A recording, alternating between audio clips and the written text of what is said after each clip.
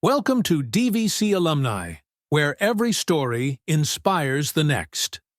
The official podcast of the Diablo Valley College Alumni Association.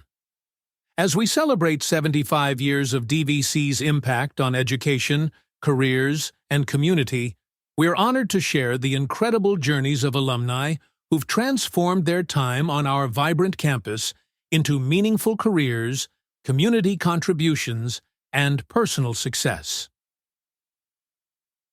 Each Tuesday, we spotlight DVC alumni, from first-generation graduates to entrepreneurs, educators, and leaders who share the triumphs, challenges, and pivotal moments that shaped their lives. And on Thursdays, it's Resource Thursday. We dive into the programs, departments, and services that make DVC the supportive, dynamic community it is, exploring how they serve students and how you can connect with them. Whether you're a current student, recent graduate, or longtime alum, join us as we honor DVC's legacy and discover how our past continues to inspire the future. Thank you for being part of this journey. Be sure to tune in, subscribe, and celebrate with us.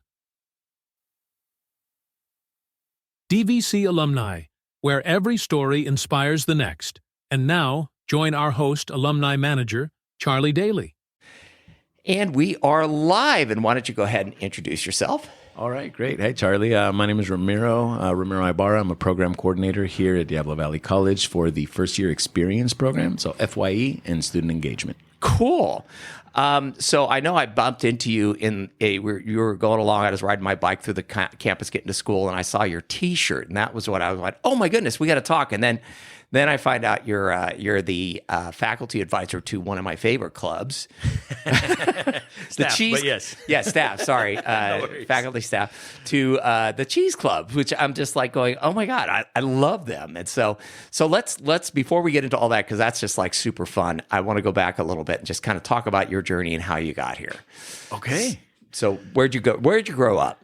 Well, I grew up in San Francisco, born and raised. I think now it's called Zuckerberg something or other, but back then it was General Hospital down there on Bayshore. Okay.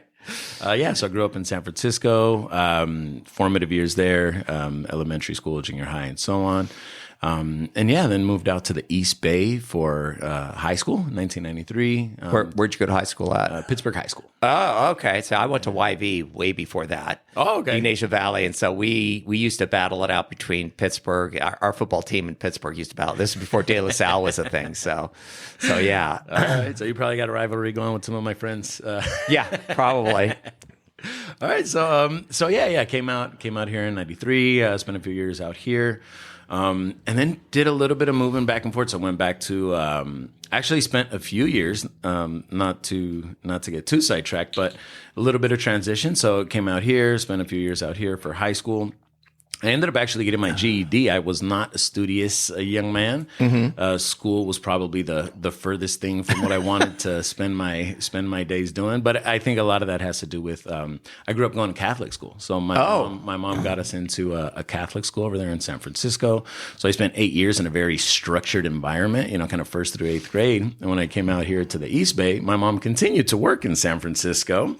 So it was kind of what do they call it? A latchkey kid? Yeah. Latchkey teenager is a dangerous one. It is.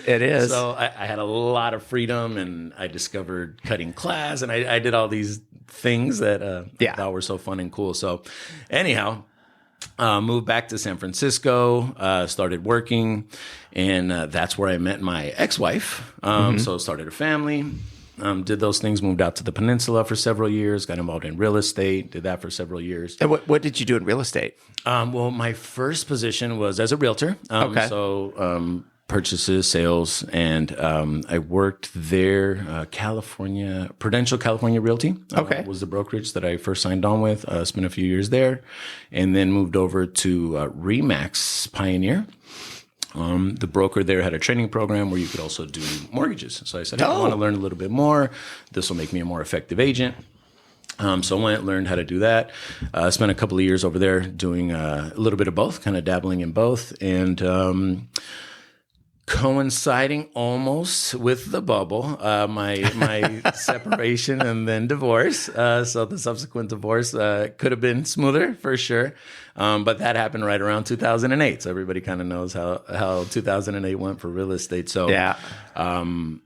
I was offered. I was talking to a cousin. He says, "Hey, why don't you come work for the business?" My uncle had a business in San Francisco, so I said, "You know what? I just need to get back on my feet while the dust settles." Went over there, spent about a year and a half, and then got a call from a friend who was working for a financial literacy nonprofit in Oakland. Okay. It's called Operation Hope. And she told me, she said, "Hey, Ramiro, are you still licensed? Because we're looking for a bilingual homeownership counselor." I said, "You know what? Let's give it a shot." Went, applied, got it. And that's how I got involved in nonprofits. Oh, okay. So let's talk a little bit about that, because that's like, you seem to have, I bet you enjoyed that. I mean, yeah, I loved it. Yeah. So, all right. So, nonprofits, it turned out to be a great fit. I'm bilingual. They needed a bilingual homeownership counselor. Having the experience in real estate and in mortgages. And that is bilingual too, real estate. And kind of, a little bit. Yeah.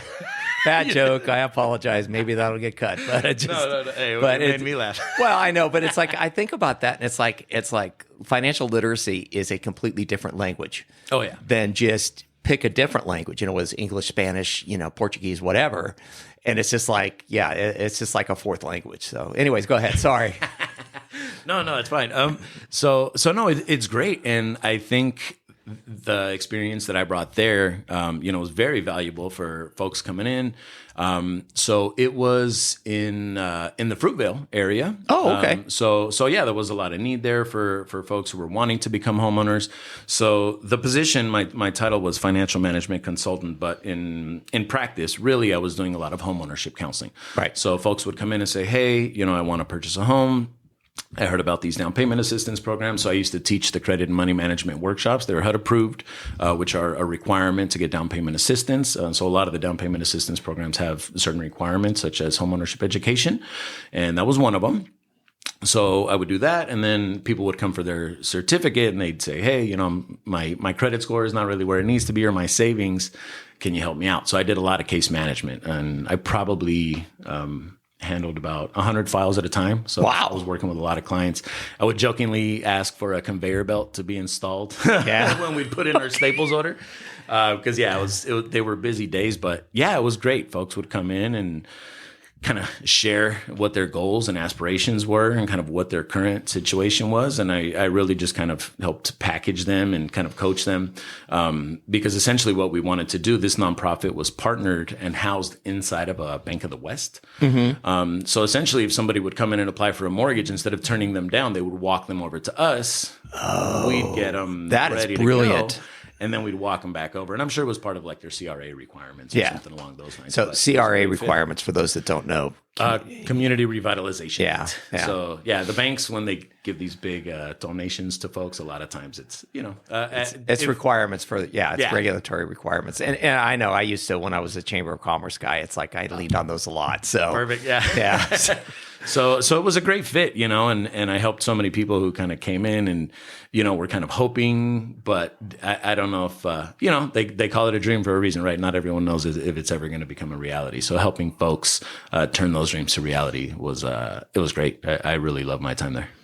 So you were doing that for a while, loved it. Mm-hmm. I mean, you seem very passionate about that, and now you're here. So what was the journey like getting here to Diablo Valley College? Oh boy, tangential is probably the word for it. But I guess I'll just kind of lay it out. So I was there. I was a happy camper.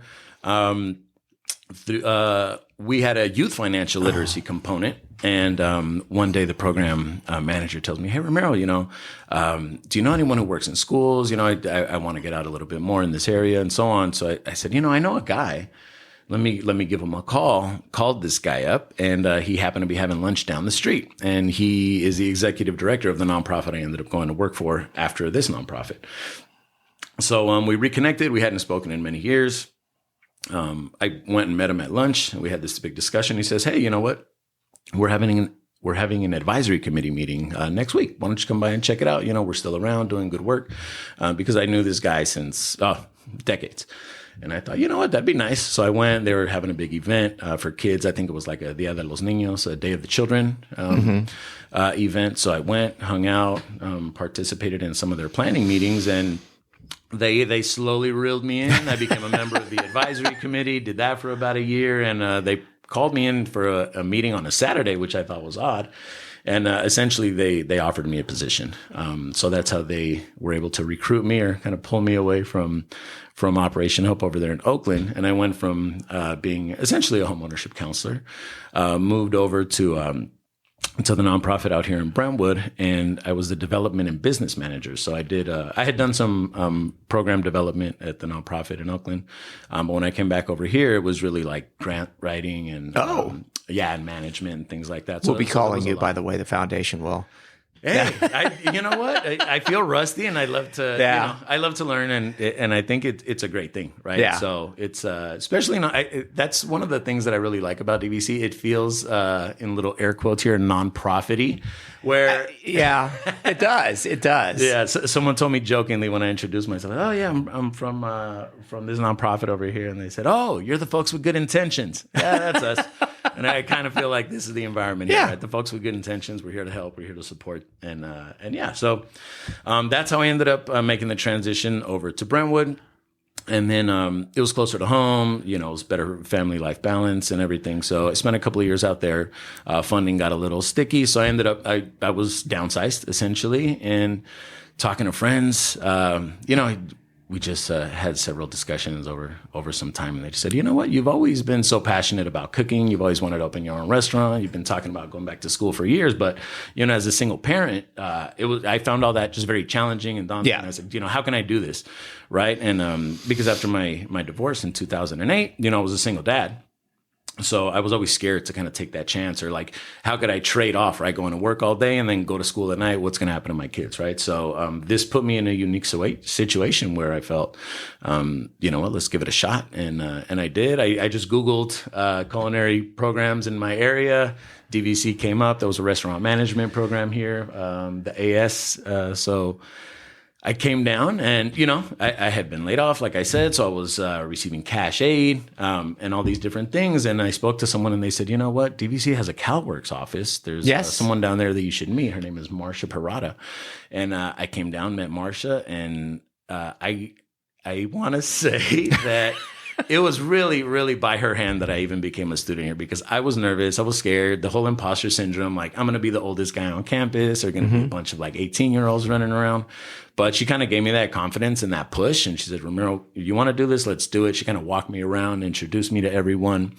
And I think 2 weeks later, I was a student at DVC. Wow. So, that was... That was exciting and scary, and I thought, you know what? And so how old were you at this point? Oh, geez. I graduated in 2019, a week or so before my 40th birthday. So okay. And that part is just for anybody listening that going, oh, no, I'm too old. Oh, yeah. No. It's just, and that's really the story, I think, of DVC. It's like, oh my goodness, there's no way I could make it. I can't go. I can't this and that. And it's just like, this is the place to come and do it. Oh, yeah. Yeah. Yeah. And I and like I said, with the imposter syndrome, and I don't know, I was just nervous. It was an interesting feeling, right? Where kind of the new kid in school, but also I had an instructor here. His name is Servando. He's a great guy. I still see him around campus, and we've been participated in a few meetings and things together. But when I walked in the first day, I remember looking at him thinking, I'm older than the teacher. Okay. Oh my God. I was like, is this real? But he was so nice, so welcoming. And I just thought, wow, everyone here is so great. I had never had a college experience. Like I said, I didn't take high school seriously. So when I came here, I just thought, wow, this is just an amazing place. And I honestly, I just kind of fell in love. And I felt so supported here. It was such a welcoming environment. And I had a lot of rough days, I was laid off, single parent, 2 kids, kind of struggling, cash aid and doing everything in between. I had jobs on campus here. So I worked in the art department. As a student worker, I worked in the art department in EOPS and food services. And I'm sure I'm missing one. But I got around. I was Ubering and lifting. So I would leave the house early. I'd turn on my Uber because there's a feature in the app when you're driving where you could only pick up people who are heading in your same direction. Oh, wow. So I would put DVC as my end location and I would Uber people kind of en route to school. That's how I paid for my gas money to get to school. And how I got home, I would just kind of Uber my way home. And yeah, so I had all these jobs in between. I had weekend jobs. It was wild. It was a very, very busy time. Yeah. But we made it, and my kids got to see me, struggle because I used to tell them all, you got to go to college, you got to go to college. And they said, you've never been to college. Why, you didn't do it. How can you tell me to do it? Yeah. So I thought, okay, well, I guess I got to do it. Right. And, there were those nights where I'd put them to bed and I'd fall asleep at the kitchen table and they'd wake me up like, hey, it's time for school. And okay, let's go. Just, rub the sleep out of my eyes and then just get going again, and that's what those 3 years were like here for me. Just, trying to do my best as a student and as a parent and keep my sanity. And yeah, it was a lot, but, we did it. Cool. So, and again, I think it speaks to the heart of what DVC is. It's like, yeah, a lot of the people here, they got to suck it up and they've got to pull it up by the bootstraps, but there's a lot of programs to help people also get through stuff. Oh God. Yeah. I was, when I was here, I was involved an EOPS participant, which is Extended Opportunities Programs and Services. I was in CARE, which I don't recall currently what that stands for, but it's for student parents. Right. And each one of these programs has different benefits and supports. And then CalWORKs, obviously. So I can't say enough good things about the EOPS suite here on campus. If you're an adult learner, if you're a foster youth, if you're on cash aid, if you're just having a difficult time in general, definitely student services here. They're here to help. Well, they also have a snack closet, which is, I always think that's a good way to start, is just go in and get a snack. You. So, yeah, those I would have never left. Yeah. I know. And I walked in to talk to Rachel Luna over there. And it's like, I'm like, oh man, they got snacks, well, you can see we got snacks, but they've got better snacks. But they've outfitted the place. It's oh yeah. Yeah. I went recently and they've got an area for, if you're there with your kids and everything. Yeah. Yep. So it's great. They've done a gangster job on that, man. It's just very impressive. Well, the main thing is that you were able to open your hand up and go, hey, give me a hand. That's a big part of it, is being able to ask. Yeah. I think that's a hard part, in my current role, not to jump ahead, but I mean, really in my current role, it's, kind of that leading the horse to water, but you can't make him drink. Yeah. Type of an analogy, because we do have so many supports here and there's so much, but it is, firsthand experience. Like I know, and even as an older student, I came in and it can be a little nerve wracking, right? To ask for help. And I think the students who need it the most are the least likely to ask for it. So that's the challenge. There was somebody I was talking to recently, and I can't remember who it is, but it's always that we get to a point where we don't want to ask questions because we've had that answer before. What do you mean you don't know? Right. And it's kind of like, I guess I should just know this. And you go off in the corner. And I mean, I've had that on jobs where it's just like, no, you should know how to do this. And it's something really complicated. I'm like, I don't, but nobody's going to help me. And then but at the end of the day, I didn't, I survived it. But it was, that's the thing I love about DVC is they're literally, this is a place where there is not a stupid question. Because if you ask somebody, fill in the blank, whatever the question is, I go, oh, I don't know. But you know what? Let's go over here and this person will know. Yeah. There's someone with a PhD in that. Yes. 2 doors down. Let's go. Yeah, exactly. So you graduated from the culinary program. I did. And somehow magically, what happened after that? Oh, well, I have a lot of bad jokes, so please don't. Please do. No, go. I like to tell people, if you like me, you can thank Marcia that I'm around. If you don't like me, you can blame it on George. So when I was a student worker in food services, George Del Fabro was the manager. Great guy, really well liked. And just, like I said, just a great guy, really nice. And when I was approaching graduation, he said, hey, so what are you going to do? I said, I'm staging. So for those that don't know, staging is kind of like interning. You get like on the job I don't want to call it training, but you go, you give it a shot, you're interning, and essentially Finding out if it's for you. and vice versa, right? The restaurant, it's kind of like an interview, like on the job training. So you go, you give it a shot, and if they like you, they offer you a job. If not, then you got a little experience, something you could put on your resume. So I found this place in Jack London Square. That was really great. And, unfortunately, it went by the wayside because of COVID, but really nice place. And I went, I found that I staged, they offered me a position, and I came back and I told George the next day, I said, George, I think, when I graduate, I'm going to be taking off. And, his eyes lit up. He said, no, please. He's like, wait. He's like, let me talk to you. We went to his office and we talked, and he says, hey, look, you're a single dad. The restaurant industry is rough, and he has experienced a lot of, many years he's retired now, many years of experience. And he says, look, you're a single parent. You're going to be working every holiday. You're going to be working evenings. You're going to get these swing shifts. You're going to get these unexpected call outs.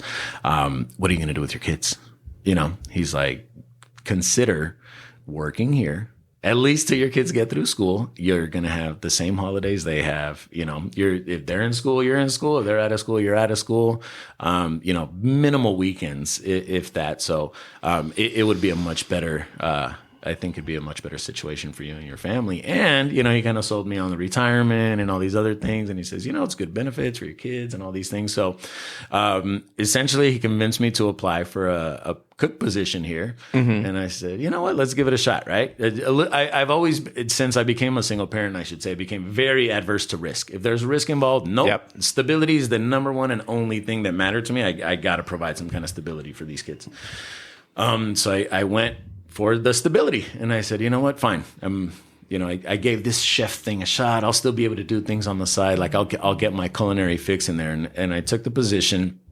And I think about a week after I submitted my final paperwork with the business office, COVID happened. And they sent us all home. Yeah. And I was in a panic for about a year because I was on probation. Yep. The school was closed. And I thought, oh my God, they're going to let me go. So I took every job that I could. So I had a bunch of side jobs. I worked at Loaves and Fishes, which is a local nonprofit here. Yeah. I worked at Menka's Grill, which is a great little restaurant out in Fairfield, kind of heading over towards Napa. And then I was still doing the Uber and Lyft, and I was still an employee here. So when this kitchen shut down, I just started volunteering for anything that came up. They said, hey, we need a Spanish speaker for this. Hey, we need people to make phone calls for that. Hey, who can help out with this or that? And everything became remote. We were all kind of learning our way around. So I just came in and campus was completely empty. If you think it's empty now on Fridays, oh God. Oh yeah. So I would just come in and volunteer to help anyone who needed help, who was on campus. And I said, I'm not scared. I'll wear my mask. I'll, sanitize everything. Let me work, right? And yeah, that's how I got to really know people. People got to see how enthusiastic I was about being here. And yeah, the rest is kind of history. I never left. I drank the Kool-Aid and I like it. Yeah. So now you're with First Year Experience. Yes. FYE. So you went from the kitchen experience, which it sounds like you kind of had cooking in your blood. So it just, my wife is all the time, you should open a restaurant. And I don't want to, because then it would become a job. And I just love cooking. So I love. The nail on the head. Oh, yeah. And it's just like, I love cooking and I like to be able to say, no, I don't want it today. Yeah. So, yeah.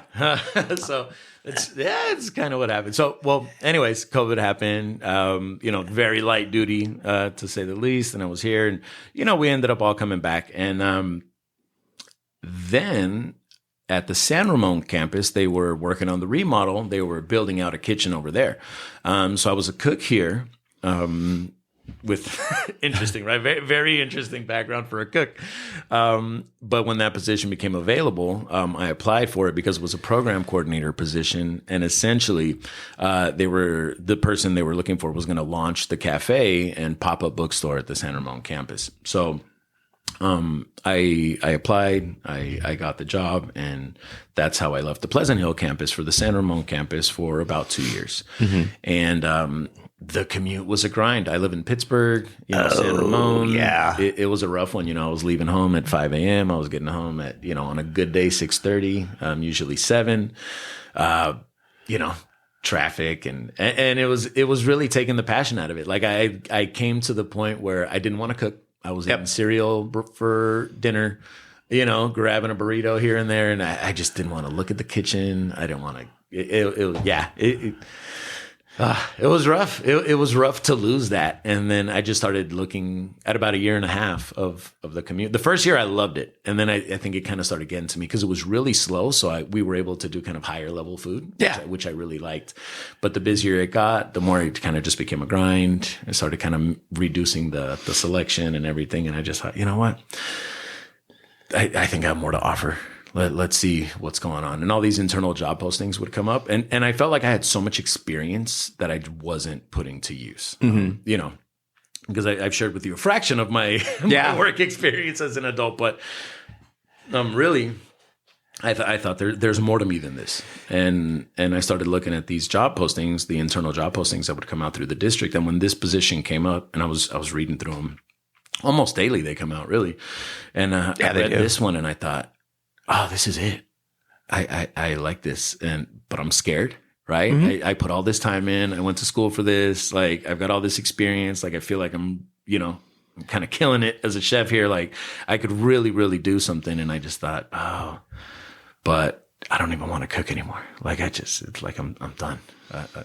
So I applied. It was a temporary assignment, which was very scary, right? Because I felt like, oh man, like I kind of built this. 90 days later, thanks. It's like you kick you to the curb or something. I was scared. And then I had recently started dating this young woman and she said, you know what, go for it. Like, don't be scared. Like, let's, give it a shot. And I did. And it was one of the best decisions I think I've made. I love it here. And Pleasant Hill is kind of like my home. I love the San Ramon campus. I cannot say enough great things. It's kind of like a home away from home. Yeah. But I kind of feel like this is my home. Yeah. And the commute obviously went back to what it was before. Not too far from home. I really get to engage with students on a daily basis at a much higher level. And I get to share a lot of my experience. And I feel like the passion is coming back. Like, every day my cup is just a little more full. Yeah. So tell us a little bit about what the program, the first year experience program is. Cause just, cause I just stopped you in the hallway cause it's like, I thought it was a cool shirt. So it's just, so tell me like what is involved with it. Cause it's like, I kind of get from the acronym a little bit. All right, I got that, but talk us through it. I mean, sure. Well, let me know if it sounds like too much of a sales switch, but essentially, FYE is one of the learning communities here at Diablo Valley College. We have several different learning communities, and they share some aspects, and some are different. But one of the things that really makes FYE unique is that we have 5 separate pathways. So we have a cohort for each of the following. It's allied health, one for business, communication, psychology, and STEM. So we take 30 students in each cohort, 28 in allied health because of the limit of how many students can be in a lab at a time. But the students essentially take all of their first semester classes together. So each cohort has a full 12-unit schedule. So they've got their general education requirements. They have a Counseling 100, which is a college success skills class, and then they have a major specific class in that first semester. So they got 12 units. They're full-time students. We have, as a function of FYE, study group is a built-in part of the program. So twice a week for an hour, we reserve rooms around campus for students to get together and just have time and space to study. And this year we were able to improve on that, and we are being hosted in the student centers for most of our study groups, or like in the room right next door. So we have really great access to the tutors, to the spaces where students can really just kind of take advantage and dive deep into their studies. So we've got the cohorts, we've got study group, we've got peer advisors, which are I couldn't do my job without them. So our peer advisors are essentially second and third year students, and they are assigned to their cohort based on their major and the classes that they've taken. So if you're a peer advisor for psychology, let's say, you've already taken all the classes those students have taken. You're a social science major, and you did pretty well in all of those courses. So you're there to be a support to the students, and really they're here to help acclimate the students to campus, connect them to resources, all the research shows.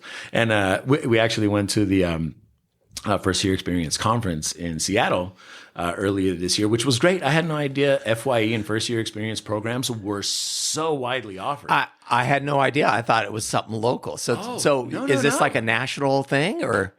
It was international. So there was representation from each of the 50 states and 11 other countries. Oh my goodness. It was massive. Man. And what I brought back with me really is that we have most of all the components that all of the programs have that I was kind of in awe of. I thought, oh wow, we've got to be like them, and we've got to be like them, and I sat and kind of in reflection and speaking with my manager, and I said, you know what, we have all of that already. Yeah. Let's take all of these resources we have and how can we layer them? How can we kind of improve on our delivery with what we have in house? Because we have almost all of the components, and really this year's, I like to call it FYE 2.0, but really FYE has been part of DVC for I think at least 7 years now. So there's been some phenomenal work done before I arrived. So I'm not at all taking credit in any way, shape, or form, but I feel that, you know, they've put in so much groundwork where it's easier for me to now make small improvements or changes where it just kind of levels it up, right? So having the peer advisors, I think, is great because we've got 2 per cohort. Allied Health, we've only got 1, but the students are great. Like I said, they've already taken the classes. They're familiar with campus. And one of the takeaways from the conference was that students would rather talk to students. Yes. Keep it simple. And I think almost every faculty member who was there presenting said the same thing, is that I'll give a lecture for 3 hours, and as soon as it's over, everyone lines up next to the TA to ask their questions. Yep. Yep. So, and we saw that was true here. So we kind of expanded on our peer advisors. Last year we had 1 per cohort. This year we shot for 2. And I think it's been really great. The engagement's been really high. Students are kind of reaching out. They're getting the support. We're able to more effectively reach out to them because we've got more folks involved. So that's really been great too. That's part of it. Being one of the learning communities here, we're housed in the Puma Center, which stands for Puente Umoja and Mesa Achievement. Now we're not on the sign. I always like to say we're not on the sign, but we are in the building. So the students also have access to the Puma Center, which is great. You know, we've got a bunch of study rooms, a little kitchenette, lobby. There's some areas for kind of like community building, and it's just such a great environment. It definitely has that community kind of vibe to it, that non-profit-y feeling I was talking about before. It's great. It feels like a real community center in there. So that's another part of it. I'm sure I'm forgetting things, but I think those are some of the big ones. We've got the cohorts. We've got the counselors that a lot of the learning communities have. So we have counselors who have dedicated time set aside to meet with our students specifically, so they have easier access to counselors to develop their ed plans and so on.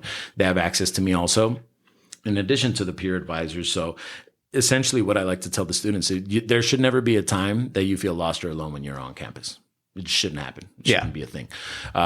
They've got my number. They've got my text line. They can call me, and students will call me or email me or text me for something simple. Say, hey, Ramiro, I'm interested in getting involved with athletics. And, I'm like, oh, that's a quick and easy call. I know who to call for that.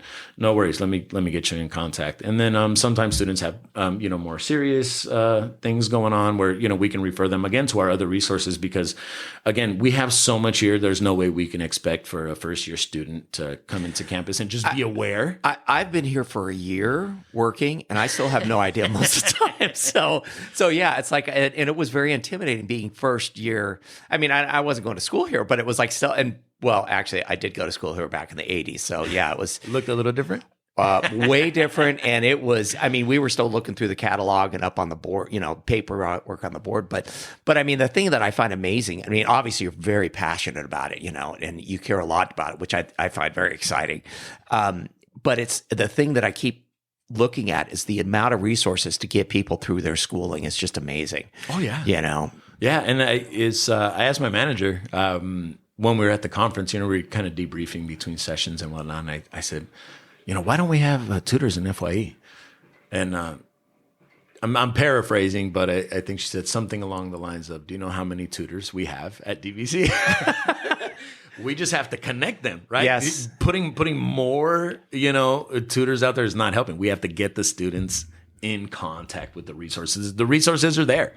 We just have to put the two together. And I think that's where we're doing that, kind of building the bridges. Yeah. And like my thing, like back in my days when I was a Chamber of Commerce guy, I was the guy eventually that everybody came to because I knew somebody, and it wasn't that I was that smart because I'm not, but I knew somebody. I had a phone number. I had oh, you know who you need to meet. And because I was sending them over, they say, hey, Charlie told me to come over here. Yeah. They were, oh, hey, sit down, let's talk. And sometimes it was great, and sometimes it wasn't the perfect connection, but they may know somebody, right? And that's where it seems like your job is more. I mean, one is like getting them together as a cohort, and then it's like the other part of it is like, hey, what big part of your job, I'm sure, is hey, I know somebody, Absolutely. And I learned that a long time ago in business is you don't have to know everything as long as you know who does know. Yes. Right. And you can't be the end all. You cannot have all the answers for your client, for your student, for your spouse, you're just not going to have that. But you have to at least have the humility to know that it's okay to ask for help. I think, and this is something that I haven't really talked about for a long time, but I don't know when's the last time you got lost without GPS. So, well, I keep in mind I was driving and learned how to drive with a Thomas's guide. Yeah, with a Thomas's guide in my lap, and I learned the trick of if I'm going south, is I'd put the south direction on the map up so I knew which. Yeah, so I get it. Yeah, but that was one of those things where, and I remember I was having a conversation. I said, "Oh, do you remember you used to have to pull off the freeway and find a gas station? And always had the map taped to the window." Yeah, and I just thought, I never really had a problem with asking for directions. I was always okay with that. And it used to be that old stereotype where, oh, men don't ask for directions. I thought, well, I don't know. Maybe it's because I was raised with a, house full of women, single mom, 3 sisters. But I'm okay with asking for directions. I'm okay with asking for help. I can't. Yeah. I think there was definitely a time when maybe ego, bravado, you're a young man and I don't need help. I can figure this out. I know where I I'm can going. Go this amount. Yeah. But single parenthood will do away with that quickly. Yeah. You cannot do it alone. Yeah, it beats that out of you pretty fast. So, so I find it absolutely fascinating. So let's. So we're going to get to part of it that I also want to talk about, which is one of my favorite clubs. I can't be too partial, but how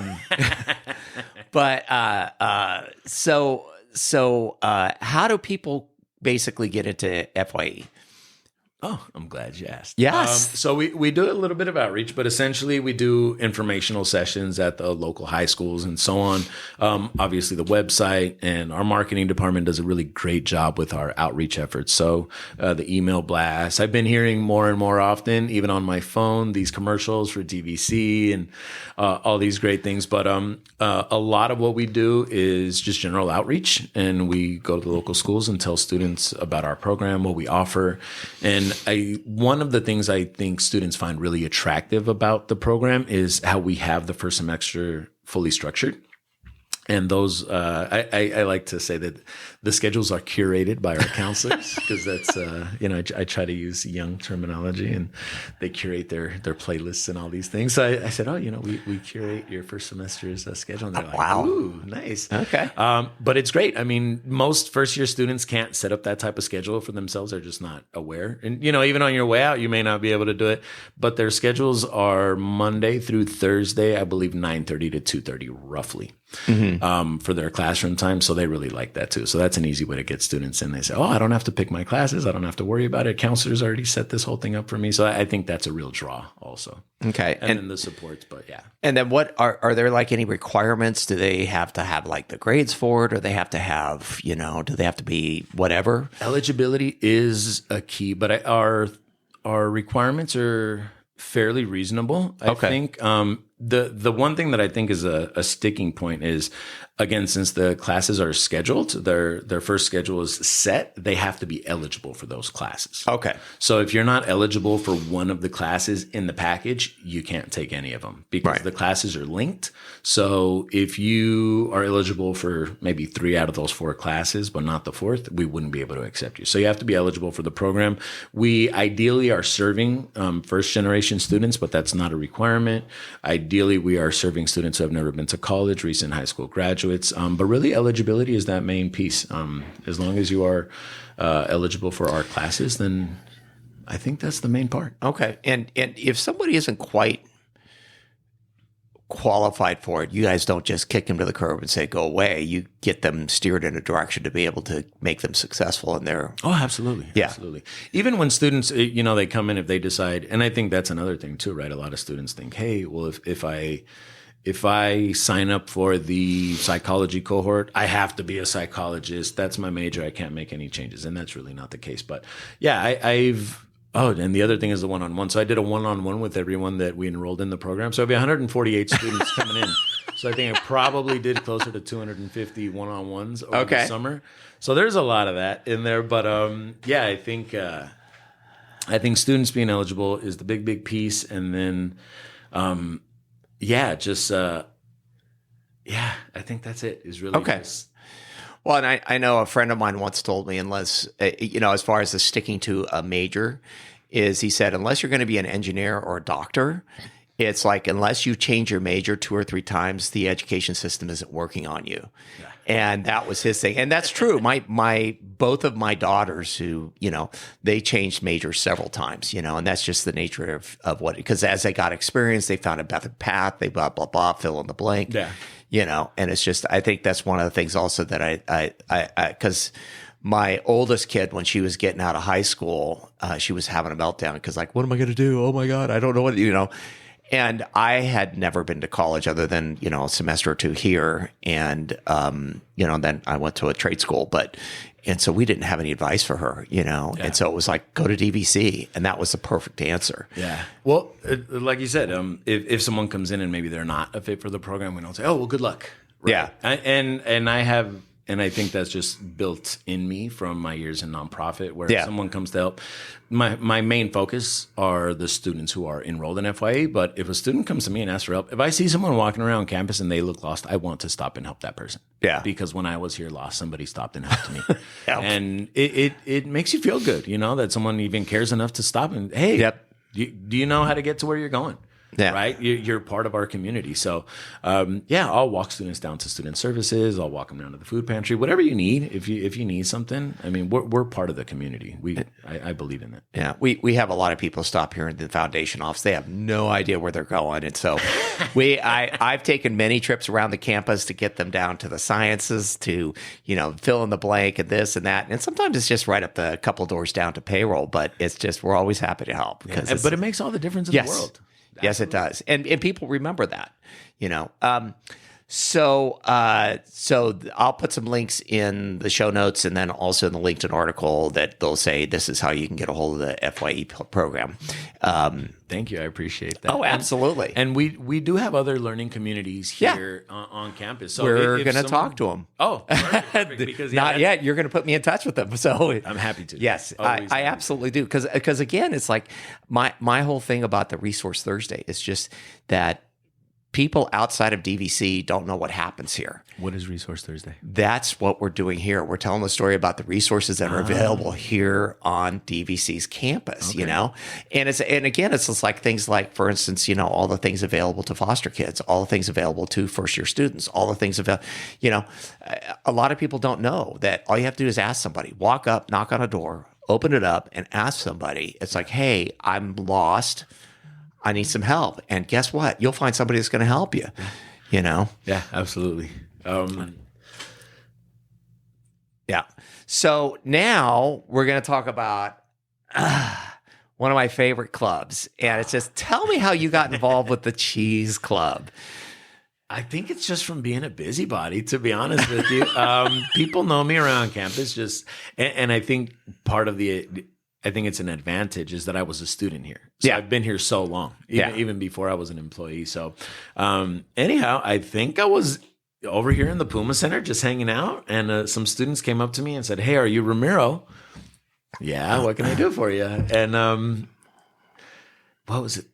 I think it was Josh. He came up to me and he says, hey, we're looking to start a club, and we hear that you're a chef. It's a food, the club's around food. Would you be interested in being our advisor? And I said, well, tell me a little bit more. What's it called? And he says, the Cheese Club. Yeah, I like cheese.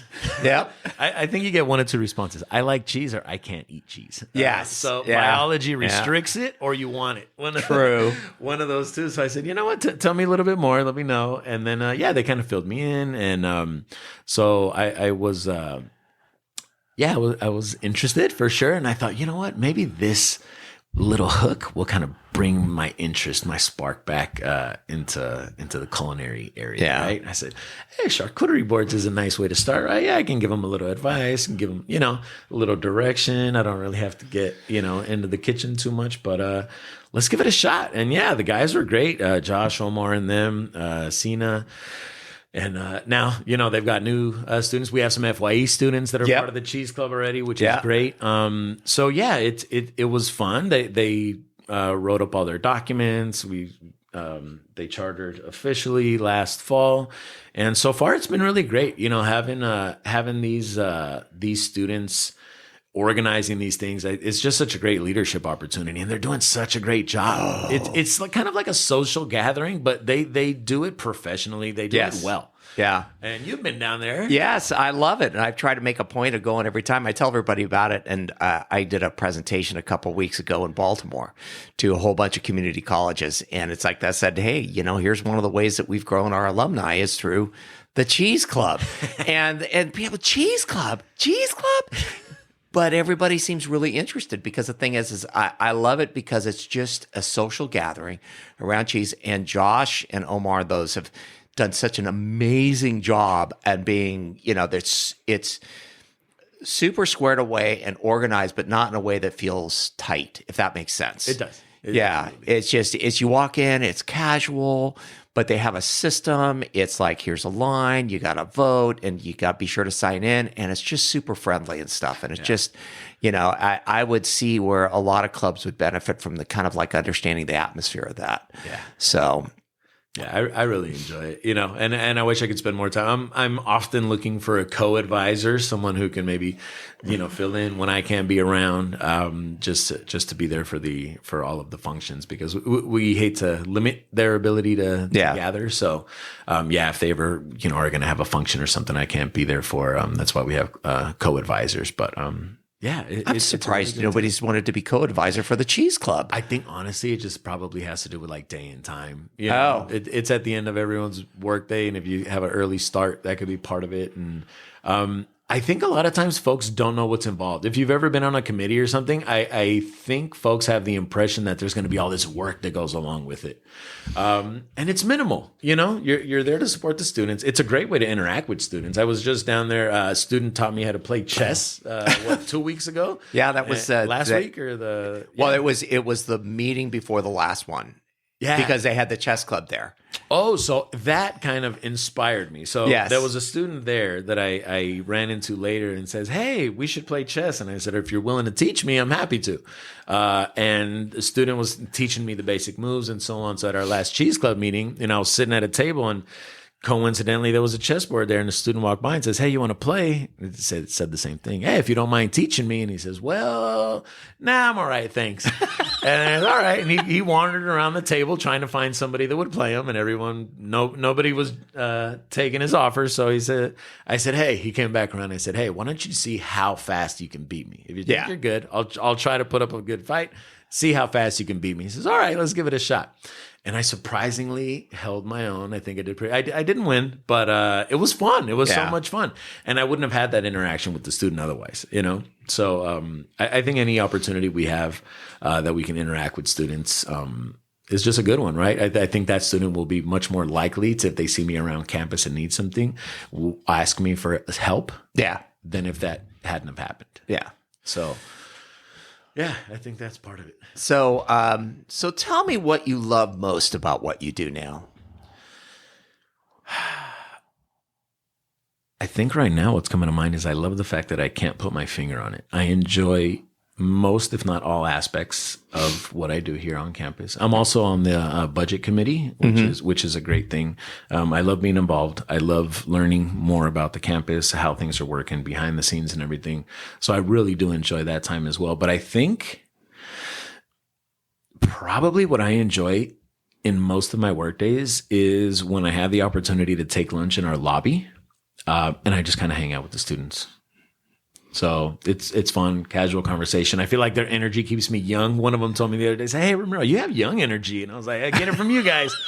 Because I'm walking in with, I don't think they know, but they all carry water bottles around the students, and I carry a big jug of coffee with me. So Yes. that's my young energy. I brewed it this morning. Yeah. But yeah, just kind of hanging out with them and just being a regular person in community with the students. Yeah. Well, cool. Well, thank you very much for taking the time to sit down with us. And like I said, I'll put some ways to get a hold of first year experience and probably the Cheese Club too.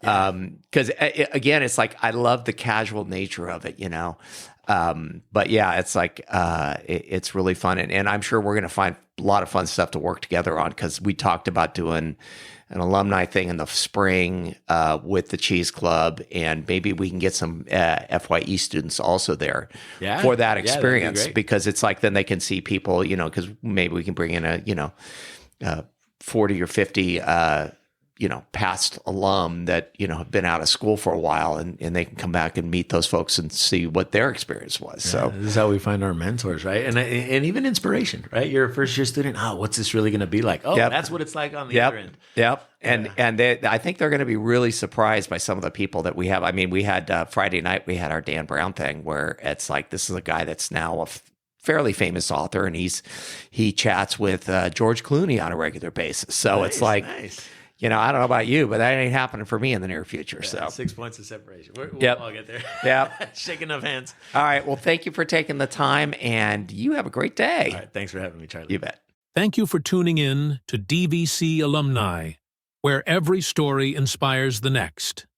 The official podcast of the Diablo Valley College Alumni Association, celebrating 75 years of DVC's incredible impact on education, careers, and community. We hope today's episode gave you valuable insights into the journeys of our alumni and the powerful resources available at DVC. Don't forget to join us every Tuesday for inspiring alumni stories, and on Resource Thursdays, where we spotlight DVC's departments and services, showing you how they're shaping student success. Until next time, keep pushing boundaries and exploring the connections that make DVC's legacy so special. And remember, DVC Alumni, where every story inspires the next.